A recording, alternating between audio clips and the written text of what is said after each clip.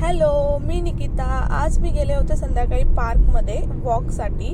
तर तिकडेच मी बघितलं काय, तर खरं तर जसे आपल्या मुंबईमध्ये इंडियामध्ये जसं जत्रा वगैरे महोत्सव वगैरे असतात, तिकडे विविध पाळणे असतात, तसं समथिंग मला दुरून काहीतरी वाटत होतं. मी म्हटलं खरंच इकडे काय आलंय, तर म्हणून मी आणि माझे मिस्टर जाऊन बघितलं.